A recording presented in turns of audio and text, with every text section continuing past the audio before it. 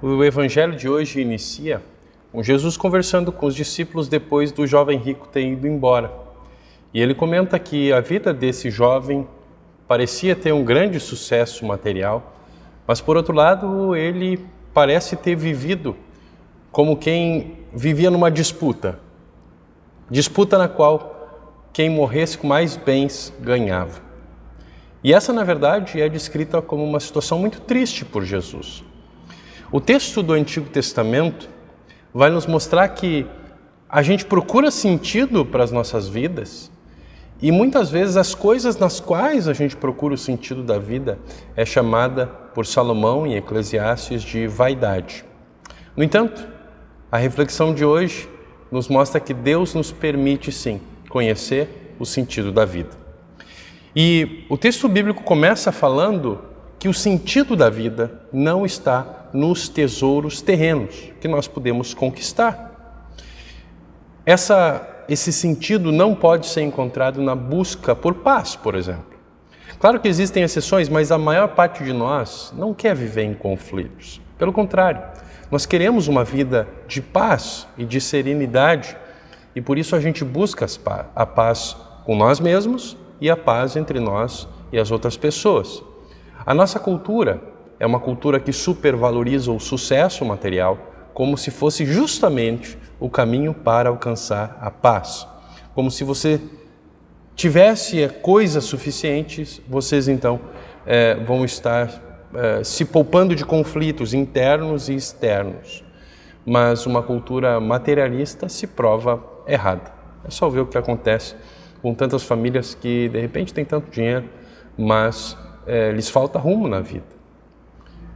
A palavra de Deus também nos diz que o dinheiro também não pode comprar a paz com os outros. Talvez possa até aumentar o conflito. O autor aos Eclesiastes nos diz no versículo 11 do capítulo 5, quanto mais rica é a pessoa, mais bocas tem para alimentar. E o que ela ganha com isso é apenas saber que é rica. Em uma entrevista, uma senhora idosa muito humilde que ganhou na loteria estava contando quanto parente apareceu desde que ela ficou rica. Ela chegou a tirar o seu nome da antiga lista telefônica para não ser encontrada, para que pudesse ter um pouco de paz. Certamente nos dias de hoje ela sairia das redes sociais, trocaria o contato de WhatsApp para não ser mais importunada por pessoas oportunistas querendo tirar uma fatia desse ganho dessa senhora humilde. Veja que a riqueza trouxe para ela justamente falta de paz.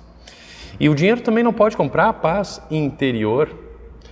O autor aos Eclesiastes, no versículo 11, na segunda parte dele, nos avisa: o rico se preocupa tanto com as coisas que possui que nem consegue dormir.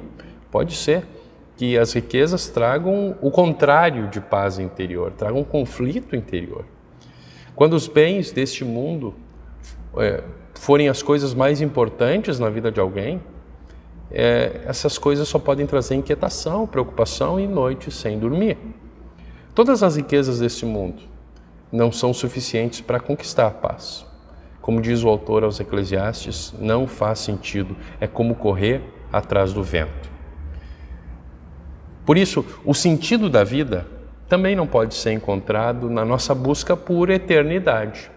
Li uma reportagem dias atrás que contava como alguns milionários que estavam doentes a caminho da morte investiram num projeto que consistia em congelar os seus corpos numa temperatura tão baixa que eles não estivessem completamente vivos nem mortos. Mas a ideia é que quando a ciência encontrasse a cura para a sua doença, então eles fossem descongelados e curados, para que pudessem viver eternamente. As pessoas tentam se eternizar de diversas formas. Às vezes isso acontece por meio de construções, por meio de monumentos. Às vezes acontece por meio de exemplos, as pessoas que querem deixar bons exemplos, às vezes até na igreja. O problema é que mesmo estas construções, monumentos, não duram para sempre. Bons exemplos não duram para sempre. Serão esquecidos, uma hora ou outra. Lembra do que aconteceu com José? O livro de Gênesis termina dizendo que enquanto José foi lembrado, os israelitas foram respeitados no Egito, foram muito bem tratados. E o início do livro de Êxodo diz que os israelitas viveram muito bem no Egito até que houve uma dinastia e um faraó que não conhecia José, que não se lembrava de José. José desapareceu, a história de José desapareceu do Egito. Assim também, pessoas que querem se eternizar desaparecerão. O dinheiro também não pode comprar nada eterno, não faz sentido, é como correr atrás do vento, diz Eclesiastes. Que tal deixar um legado para as próximas gerações? Eclesiastes nos lembra do que Salomão viu. Ele diz que tem gente que perde tudo num mau negócio e assim não deixa nada para os seus filhos. Também não faz sentido, diz Salomão. Você não vai poder levar nada quando você for desse mundo. Vocês já viram engate de reboque em carro de funerária? Por isso, Salomão nos diz em Eclesiastes, versículo 15 do capítulo 5, como entramos nesse mundo, assim também saímos, isso é, sem nada. Apesar de todo o nosso trabalho, nós não podemos levar nada dessa vida, nem mesmo todas as riquezas do mundo podem comprar a eternidade. Não faz sentido, é como correr atrás do vento. O sentido da vida também não pode ser encontrado na nossa busca por possessões terrenas.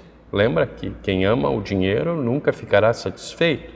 Quem tem a ambição de ficar rico nunca terá tudo o que quer. Isso também é ilusão, diz Salomão no versículo 10. E a palavra-chave aqui é o amor. Veja que ele não está falando apenas de uma afeição ou de uma emoção ao dinheiro, mas como uma devoção que reflete o amor de Deus por nós. O Paulo vai falar a Timóteo algo muito parecido. O dinheiro, aliás, o amor ao dinheiro é a raiz de todos os males. Não é o dinheiro que é a raiz de todos os males, porque Deus não nos dá bênçãos materiais para que nós as amemos, mas para que nós as usemos em benefício de quem a gente ama. O que quer que uma pessoa ame e confie, isso é o Deus dela. Lembra do primeiro mandamento? Não terás outros deuses diante de mim. Lembra da explicação de Lutero, do catecismo? Devemos temer e amar a Deus e confiar nele acima de todas as coisas. E esse é o ponto principal do problema na busca pelo sentido da vida. Como você responde à pergunta quem ou qual será o seu Deus, vai fazer toda a diferença em saber se a vida tem significado ou não. Será que o sentido da vida está nos tesouros que a gente não pode ver? A verdadeira paz é aquilo que faz sentido. E se o dinheiro não é capaz de nos trazer paz, o que pode nos trazer? As posses terrenas não são ruins em si. Diz o texto no versículo 19, em Eclesiastes 5. Se Deus der a você riquezas e propriedades e deixar que as aproveite, fique contente com o que recebeu e com o seu trabalho. Isso é um presente de Deus.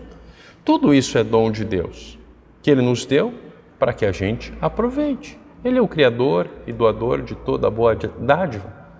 Estar em paz com Deus agora só é possível se você sabe que Deus está em paz com você. E esse é o grande dom. As palavras de Cristo, que a paz esteja com você. Não aquilo que o mundo considera paz, mas paz com Deus. E isso não tem preço. Isso não pode ser comprado por ouro ou prata, mas precisou ser comprado por algo muito mais precioso, o sangue de Cristo. Por isso, as coisas eternas são aquilo que faz sentido, não são correr atrás do vento.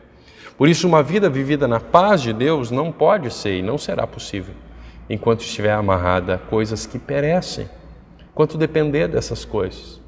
Você tem uma alma eterna e essa alma está vinculada ao Deus eterno. Lá no batismo, Deus uniu você à pessoa e à obra de Jesus. E por isso a vida dele aqui nesse mundo não foi vivida na riqueza. Ele nasceu em um estábulo e as coisas que ele possuía, que eram as roupas do corpo, foram divididas entre os soldados que o crucificaram. A sua vida não teve nenhum tipo de vantagem egoísta, mas foi apenas doação sacrificial de si mesmo ao mais necessitado, ao sofredor e ao aflito. Por isso, no batismo, você foi ligado a Cristo e a justiça dele substituiu a sua injustiça. O derramamento do sangue inocente dele liberta você e a mim e a todo mundo da condenação. Até o seu corpo foi sepultado num túmulo que não era dele, mas essa tumba não poderia mantê-lo lá para sempre. Ele é o Senhor da vida. Na manhã do domingo, as palavras dos anjos mudaram tudo, para você e para mim. Ele não está aqui. Ele ressuscitou. E ele que ressuscitou intercede por nós, junto ao Pai. Essa história se tornou a sua história, a vitória e a vida, por meio das águas do batismo. E então, qual é o sentido da vida? Certamente não está nas nossas posses. Aquilo que a gente tenha, quer seja pouco, quer seja muito. Esse sentido só pode ser encontrado naquilo que nos traz paz e eternidade. Conhecer a Deus como nosso Pai Celeste, que nos abraça através de Cristo, que se manifesta pelo Espírito Santo, por meio da sua palavra, no batismo e na Santa Ceia. O Deus que criou e salvou você não espera que você descubra o sentido da vida procurando por Ele. Não. O amor dele por ti é tão grande que é Ele quem procura por você e é Ele quem te encontra. Por isso, não importa quem você é, não importa o quão confusos sejam as tuas prioridades, o quanto você confia nas suas posses ou o quanto você substitui por Deus por objetos do teu amor, Ele vem a ti hoje, agora. Desde o batismo, Ele diz a você as palavras mais doces que um ser humano pecador pode ouvir. Os teus pecados estão perdoados. Ele fortalece a tua fé por meio do seu corpo e sangue na Santa Ceia. E então, qual é o sentido da vida? Certamente não está nas riquezas que nós podemos comprar nesse mundo. Está em conhecer a Deus, conhecer a sua bondade e a sua graça. Graça que mantém você e a cada um de nós, a cada dia, e enche você de paz, de esperança, de alegria que duram para sempre. Mesmo aqui nesse mundo, quer você tenha pouco, quer você tenha muito, você tem aquilo que importa. Deus te abraçou por meio do seu Filho e isso dá sentido para tudo.